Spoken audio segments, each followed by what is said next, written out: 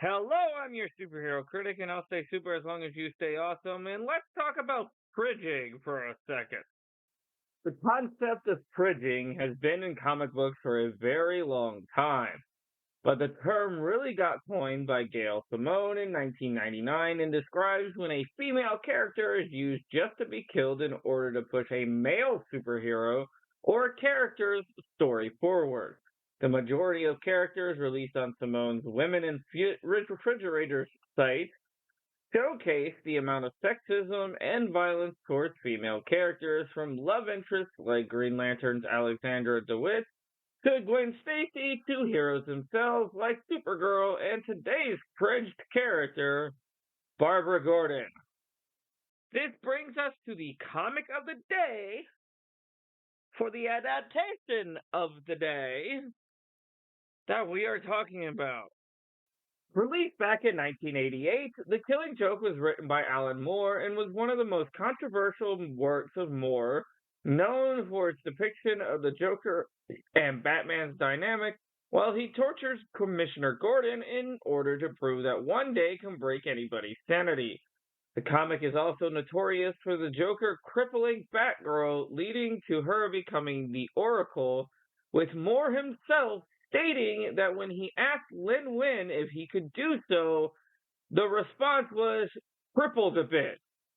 So, when the adaptation comes around in 2016, us Batgirl fans were hoping for a chance for her character to be redeemed and defridged. But did we get that at all?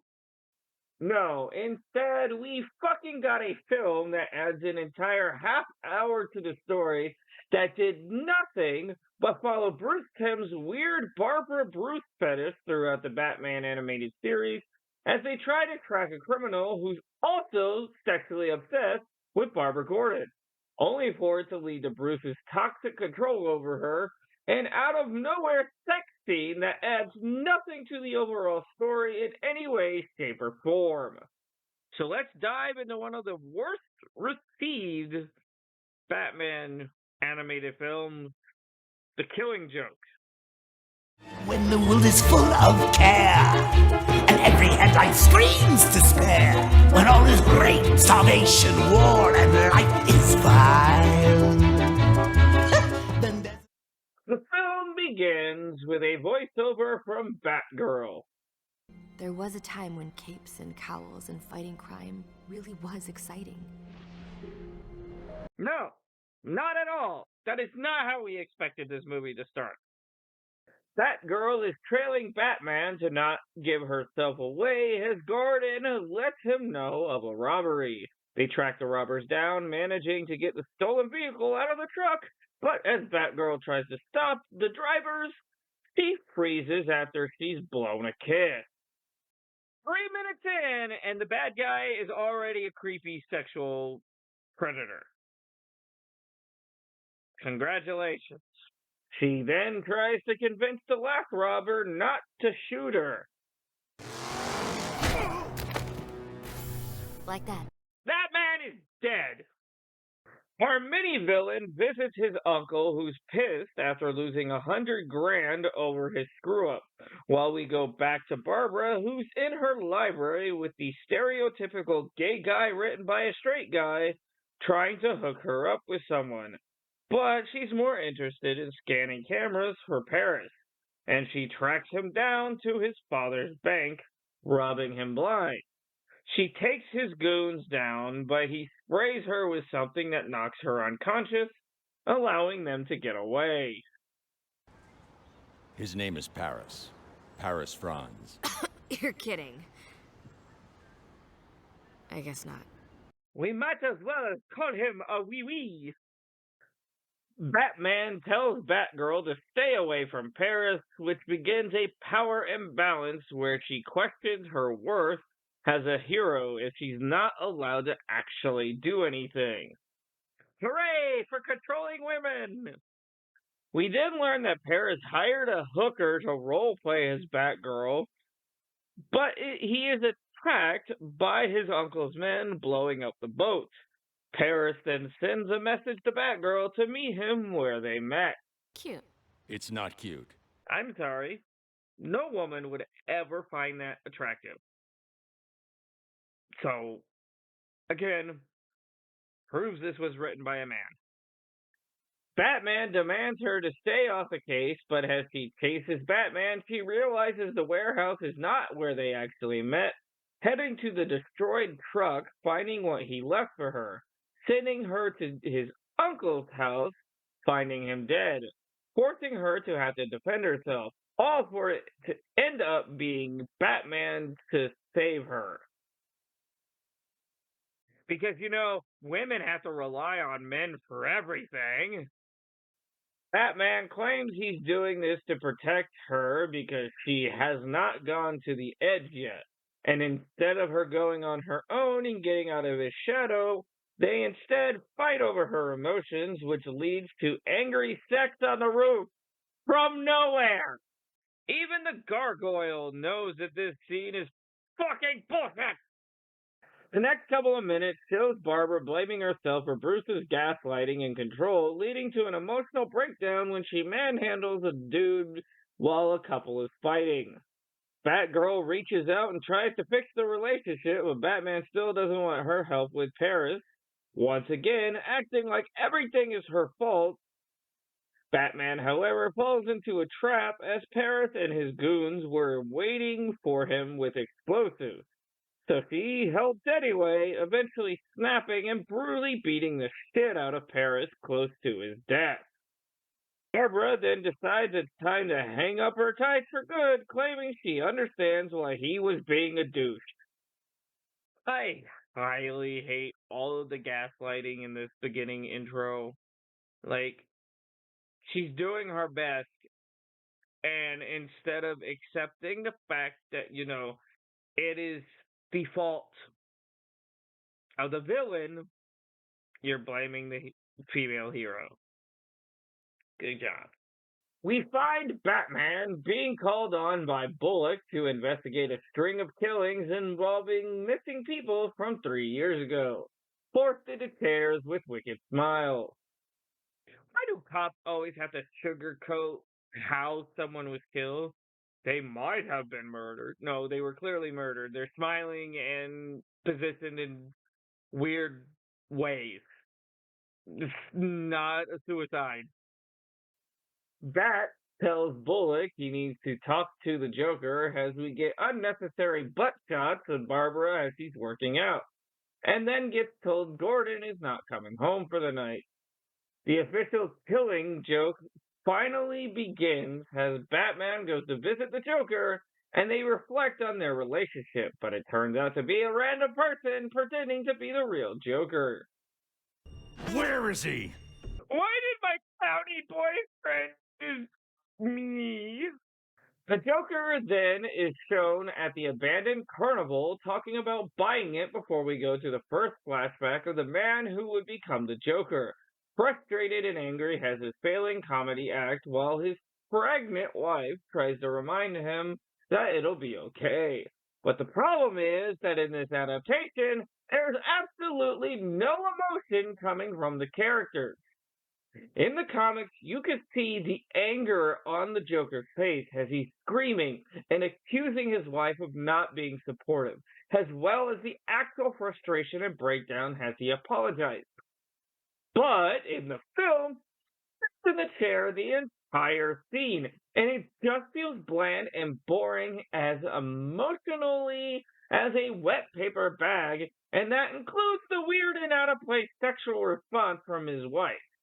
You're good in the sack, and you make me laugh. The story continues with the Joker killing the park seller while Bruce is looking for Joker on the Batcomputer. And this is one of the few things I did enjoy regarding the adaptation, where in the comic it showed different versions of the Joker. In the comics version, this version showcases different animated versions. Bruce then asks a very good question. He drives me. How can two people hate so much without knowing each other?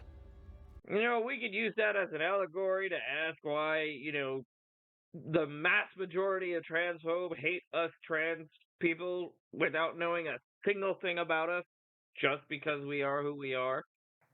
The Joker then interrupts Barbara and Jim's bonding time and shoots her in the spine, crashing her through the glass table and beating up Jim. When she asks why he's doing it, his response is basically to prove a point. It then flashes to the next scene in the past where the Joker is asking the Red Hood mob for help with money, and they agree to help if he does a job for them.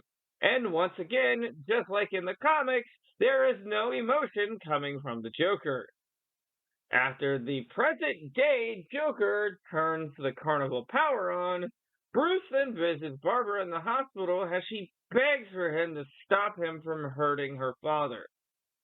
Jim wakes up in the carnival completely stripped and dragged around by a group of freak shows like a dog, while the Joker begins his torment talking about how madness and insanity are inevitable and will always happen to everyone if given the shove in the right direction or circumstances in life.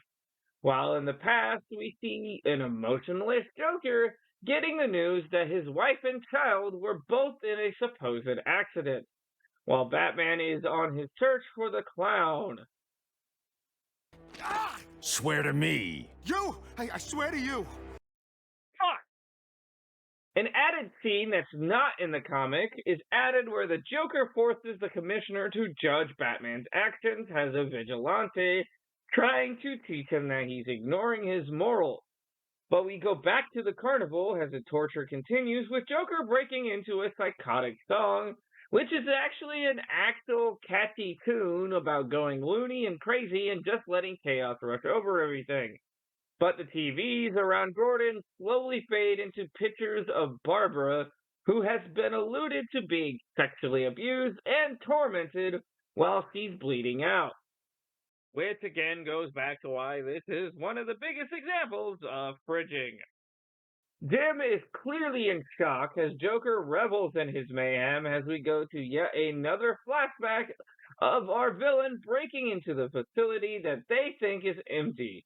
But security is there anyway and ends up killing the mob members while Batman attacks who he thinks is the Red Hood, sending him into the vat, giving birth to one of the most epic and memorable births of a villain ever.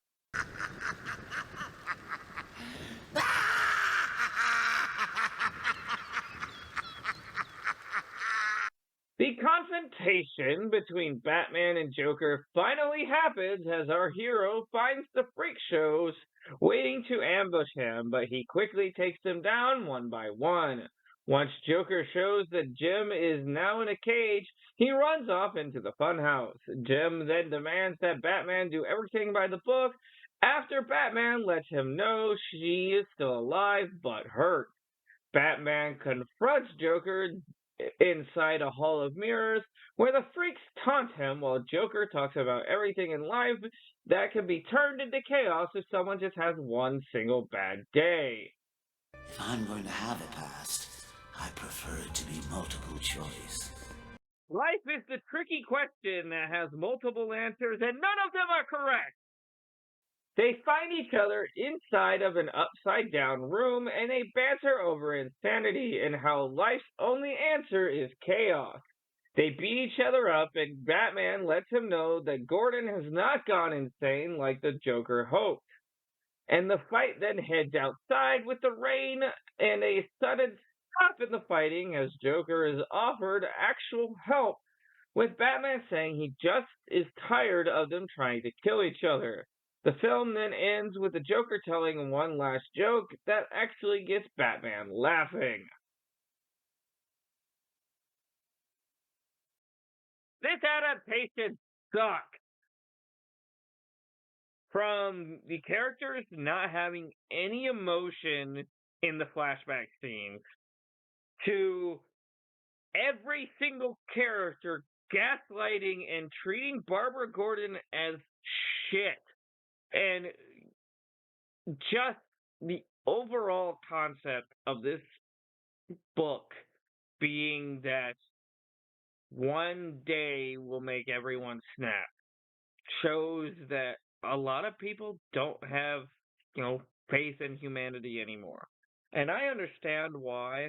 And I will say the adaptation itself is terrible. But the comic is one of the best comics that Alan Moore has ever done.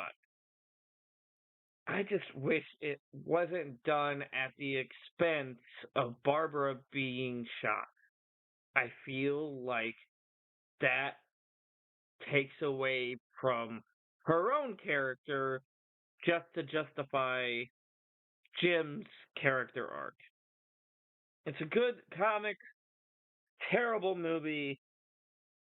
However, next month is Pride Month, and to extend Batman a little bit, we're going to jump into another Joker-fied review where we take a look at what it would be like if the Joker was a trans woman, as we look at the People's Joker. I'm your superhero critic, and I'll stay super as long as you stay awesome. When the world is full of care, and every headline screams despair, when all is rape, starvation, war, and life is vile, then there's a certain thing I do, which I shall pass along to you. That's all